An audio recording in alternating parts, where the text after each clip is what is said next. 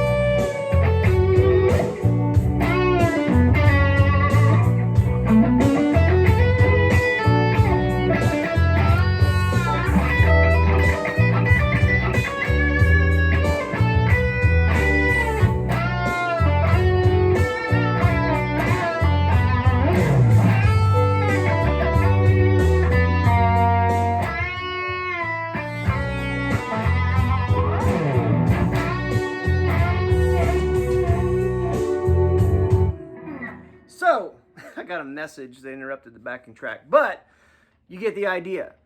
When I am playing my best BB impression, which, man, what a player, a master phraseologist.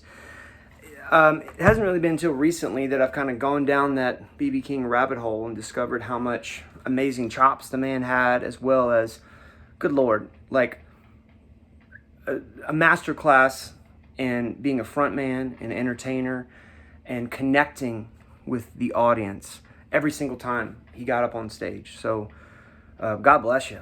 What an incredible player. To that end, when we talk about the BB box, many times that is in reference to this part of the pentatonic scale. We're in B minor, so we're using the pentatonic scale on the 7th fret. So starting on the E string, 7, 10, A string, 7, 9, D string, 7, 9, 7, 9 on the G, 7, 10 on the B, 7, 10 on the high E. And then when you get up to here, this is the BB box, right? So we've got 11th fret of the G, and then I'm typically using my middle finger there, and then 10th fret of the B, 12th fret of the B, 10th fret of the high E, then 12th fret of the high E. And so you're trying to, vibrato and bend the snot out of those strings, but also the right hand comes into play a lot too, because if you're versus, that's when I'm plucking with my finger, my middle finger.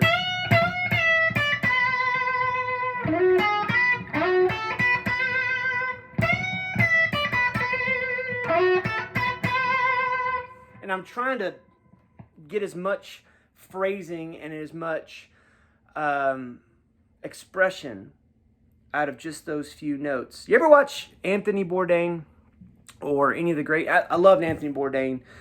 And when he would go to like all these places all over the world, and one of the frequent messages out of those shows, No Reservations is the name of the show, was the mastery that is revealed by a chef who can take just a few simple ingredients and prepare them in such a way that it's mind-blowing, right?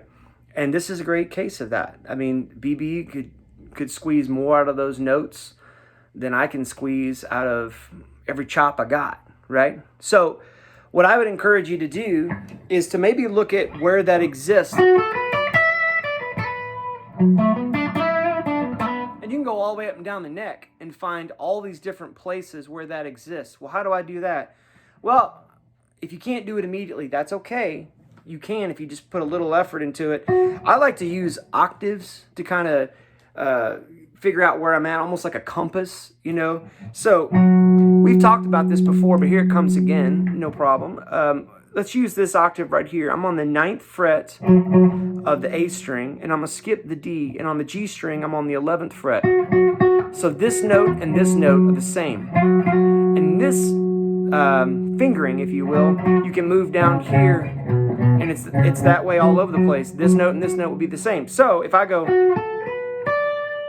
and I know this note is the same, there it is again, right? And the cool thing is, since I know this is straight inside the pentatonic box, once I get my bearings on one note, I can kind of find the rest, right? We'll try that. And also, here's another octave shape that we've talked about before. This would be the octave for the next set of strings up here, which would be the 9th fret of the D and the 12th fret of the B, skipping the G string. And then same thing here, G and E, skipping the B. Right? So use those octaves to find that BB shape or that BB pattern all over the neck, right? The other thing is when I'm playing that, I'm trying to do my best to emulate what he was doing, is I'm trying to get more out of my bends.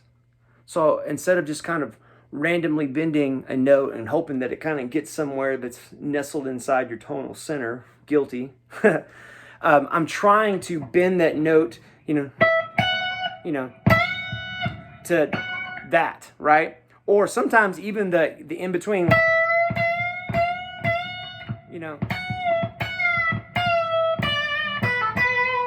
and trying to use the bends as additional note content, right? So that's how I approach that. And what I would do is I would go find that backing track, get that little box, and just play the snot out of it.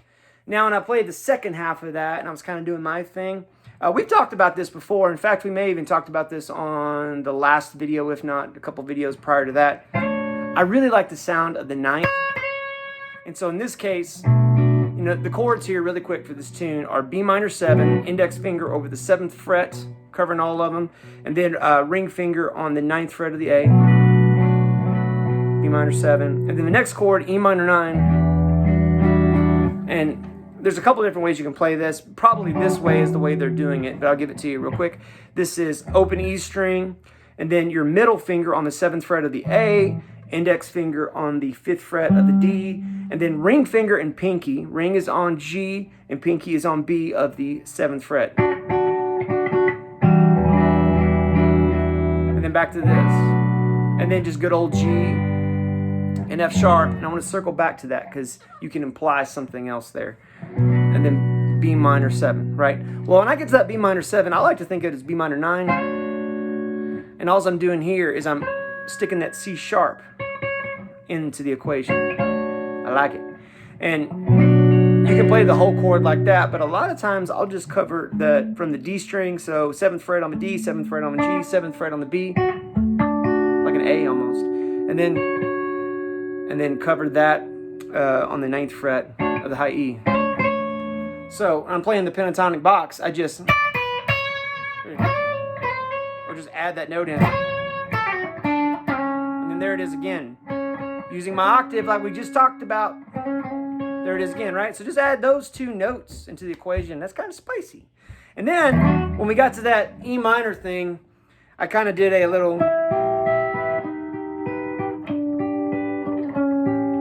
right? And I went,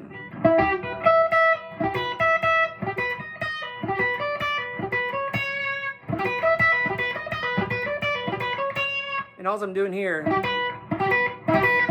so you've got 7th fret of the high E with my index finger, middle finger on the 8th fret of the B, and then on the 9th fret, I've got my ring finger, and I am strumming through and then plucking with my middle finger. A little bit of dampening from this hand too helps. Also, when I do that, I kind of pick my fingers up. And then I'm going to come up here on the 12th fret of the high E. You got that? So, and then 11th fret on the high E, 10th, 9.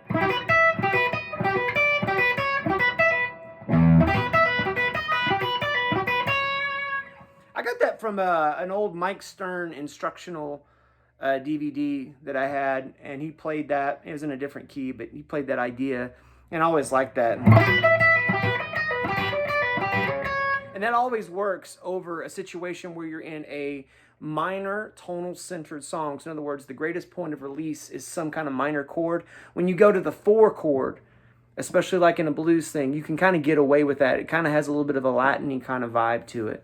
And then when you get to the G, I did this, which is one of my favorite little licks, and it's super easy and it sounds neat. All your fingers, all 4 fingers on the high E string, starting with the pinky on the 5th fret of the high E, and we're going to go down to the 2nd fret, and it's a pull off, and you're literally just plucking it one time and then pulling everything off.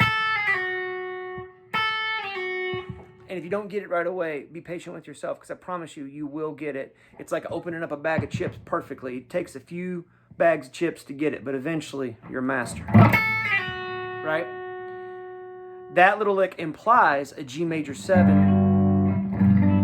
Right? And then on the 5 chord, even though they're not really doing it, if you kind of think of this as an F sharp, sharp 5, well, what is that? Well, that's an augmented 5th, or another way to do it. Let me just give you the voicing here. Index finger, 2nd fret, low E. Middle finger, 2nd fret of the D. Skipping the A. And then ring finger on the 3rd fret of the G. And then pinky on the 3rd fret of the B. That sets up that B minor so beautifully. There's another one where you can go. And that one, so this is a sharp 5, and this is a flat 9. Where you take the exact same grip, index finger on the low E, 2nd fret, skipping the A, middle finger on the D, 2nd fret, ring finger on the G, 3rd fret, and then pinky on the high E, skipping the B of the 3rd fret. And then resolve, and I use my middle finger to grab the 2nd fret of the high E, and then B minor. So that's F sharp. That's F sharp 7, flat 9. That's what that is. That G natural is the flat 9, and then just a regular F sharp down to B minor. So I was listening to a Josh Smith lesson. Josh Smith is an incredible blues player. If you haven't checked out Josh Smith, stop this right now, open you up a new YouTube window, and check out Josh Smith and just blues. And he's just he has a lesson, and I forget which one it is, but you'll find it if you poke around long enough. He talks about implying chord changes that maybe the rest of the band isn't doing, but if you imply it melodically, the ear will accept it, and it's a really cool thing to do. And he specifically talks about Ray Charles's trombone player, I think, doing like a minor 4 change where there was no minor 4. Anyway, what I'm suggesting is sometimes by melodically implying these more complicated chords, the ear will say like, yep, sure, give me some more of that, and it won't turn it away, right? You just got to do it confidently, right? So, Rick, I hope that helps you. Rick Billington, that was a great question about the BB box. I'm going to answer one more question here, and this one is from Eric, and Eric had a question about some of this Latin chord changes kind of stuff, and with this, that flat 9 thing that we just did, I thought, well, that's sort of in a similar wheelhouse. So let me give you something. This is there's a band called Calexico, and there's a song called El Mirador, and I found that, and it had a really cool chord progression to it.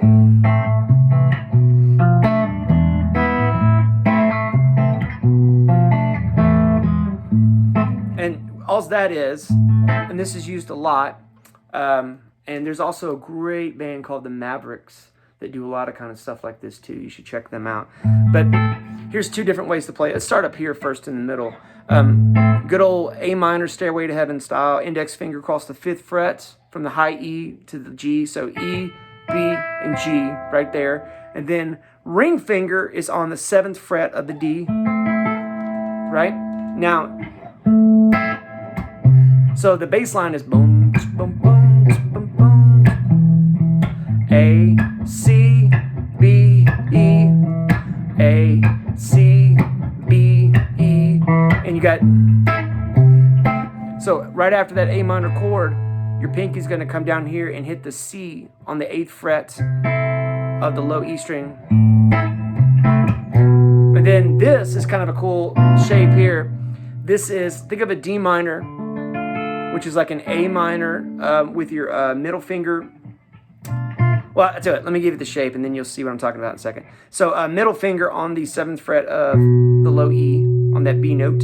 Skipping the A, ring finger on the 7th fret of the D, pinky on the 7th fret of the G, and then index finger on the 6th fret of the B. So that's B minor 7 flat 5.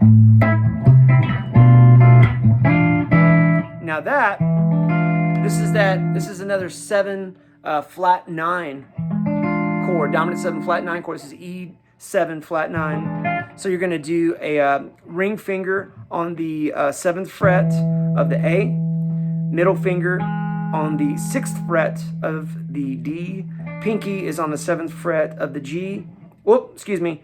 Index finger is on the D string, not the ring finger or middle finger. Index finger is on the D string of the 6th fret. And then middle finger is on the 6th fret of the B. And then that resolves to where these guys don't move. These guys move to where your middle finger comes back to the 6th fret of the D string, and then index is on the 5th fret of the B.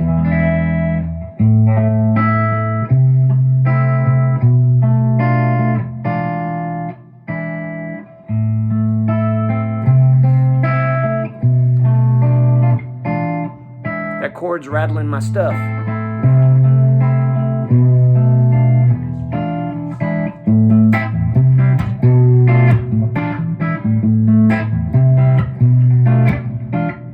You can also do down here. So down here would be just good old A minor, right? And then put C in the bass, sort of making a C6 or A minor over C. And then this B minor 7 flat 5, which is index finger on the 2nd fret of the A, and then ring finger on the 3rd fret of the D, second fret on the G string with the middle finger, and then pinky is on the 3rd fret of the B. And then this is kind of tricky because you got to get that F, you either make it half E where you don't play the A string at all, and I'm just got my, so for me I would go like index finger on the 1st fret of the G, and then ring finger on the 2nd fret of the D, and then reach up here on the high E string with my middle finger and grab that F.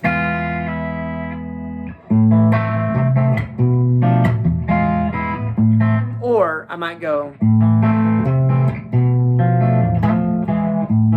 and just do like take the E and slide it up a half step.